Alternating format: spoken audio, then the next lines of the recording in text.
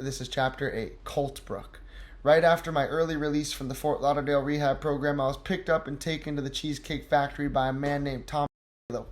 That guy, bless his soul. May he rest in peace, hopefully, and heal. Do me like that. Thomas Quaylo was without a doubt a friend of my father. He is also a con artist. One of the most famous recent scams was a fraudulent concert ticket resale scheme, which earned him a 10-year prison sentence. While he swindled a lot of money from my dad over the years, he helped out occasionally with personal matters like handling me. The experience taught me the importance of cultivating discernment in my relationships and that setting boundaries is essential, even if it feels uncomfortable. So there I was sitting across from a professional con man in the Cheesecake Factory. Waiters bustling around us, dressed in black aprons, balancing trays of rich, expensive dishes above their heads.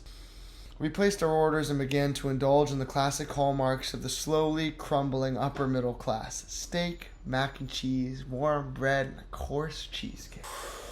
At one point, Thomas looked up from his half-eaten plate, dabbed his mouth with a black cloth napkin, and said, "Your father is out of town. He'll be back tomorrow." Okay, I replied. "So we're gonna hang out tonight." "Alright," I said, though uneasiness was creeping in. "I know you just got out of your rehab program and you haven't really had a chance to settle back in yet, but..." He paused and I felt a knot tighten in my stomach. "But what?" "Your father wanted me to tell you that you're leaving in a few days to go to a boarding school in Virginia." My heart sank. Heat flooded my face and every sound in the restaurant, clicking silverware, the chatter, the laughter, it felt like it was cutting into my skin. "Are you kidding me?" I managed my voice shaking. Thomas looked down at his plate, poking at it with his fork. "No, you have to go, Connor. The place is called Karl Brooke. It's a really top-notch advanced school." I stayed in the hotel with Thomas for 2 days before my dad met us in Fort Lauderdale together. We went to the airport and caught a flight to Virginia. We flew into a city called Danville, where we picked up a rental car for the final leg of the journey. Danville was one of those old southern cities with tall brick buildings lining the road straight out the southern Gothic novel. Old men in blue jeans, trucker hats, and boots strolled all along the sidewalks with them southern bells on their side. In hell, I thought, these are some real crackers. If only New York could see this shit. "We're about 30 minutes away," my dad said, glancing at the GPS. "Okay." Around noon, we rounded a corner on a winding hill and pulled into a driveway through a white picket fence. A small sign nestled between some low bushes read Karl Brooke. At the end of the drive stood a beige and gray 3-story plantation-style house surrounded by a few big Virginia live oaks.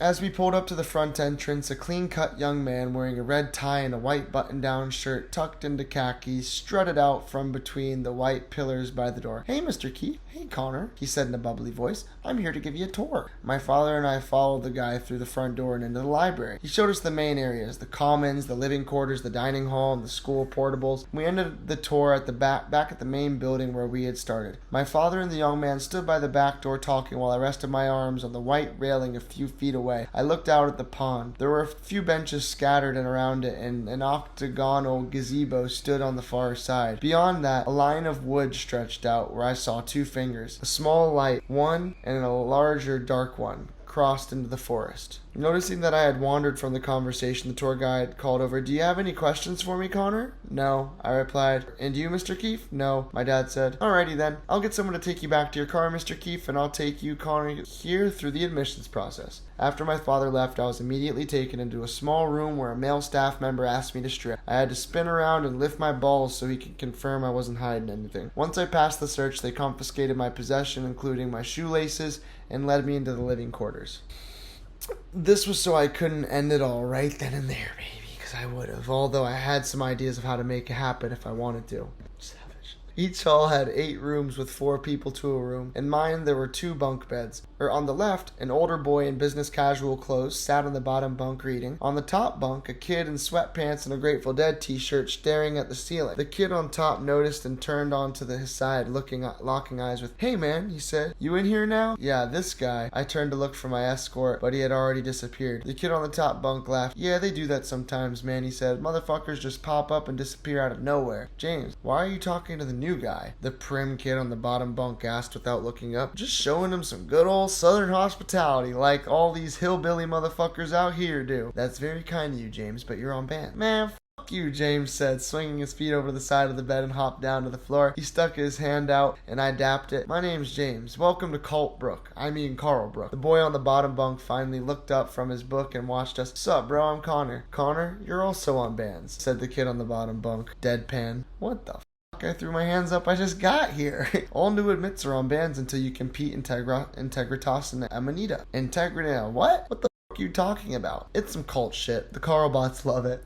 James said with a smirk, glancing at the preppy kid who rolled his eyes, closed his book, and left the room. Finally, the brainwashed freak is gone, James said. Brainwashed freak? A tall man in the uniform appeared in the doorway. Judged by the look of him, he was a counselor. Yeah, I was talking about Charles Manson, James said, trying to cover his tracks. Good, the counselor replied dryly. Thought you were talking about your roommate for a second. Okay, Connor, now that you've met your roommates, follow me. I left the tiny dorm and followed the guy. We passed through the living room and out into the yard. A gravel path stretched ahead, and I noticed groups of teams sitting around the pond eating lunch. Can I eat over there today? I asked. Not yet, the man said. That's an incentivized privilege. What I have to do? You can start by doing what your DHIT says to you. My what? Your dorm head in training. That young man dressed up in your room. You want me to listen to that guy? The counselor stopped and turned to face me, his expression stern.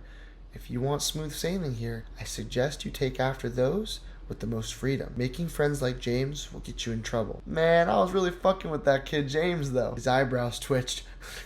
You should also know that profanity is prohibited. He mentioned for me to follow him again. Shit's crazy, bro.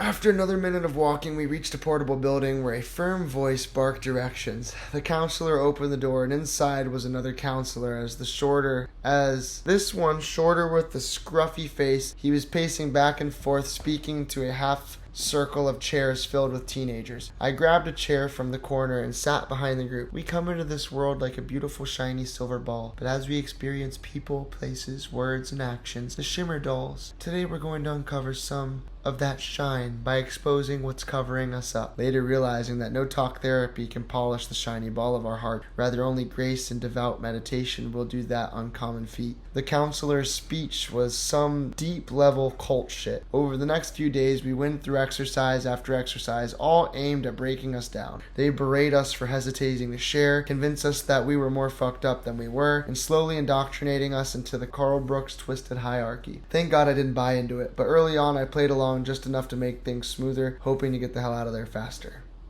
I think that's all I got in me right now. It's wild, dude.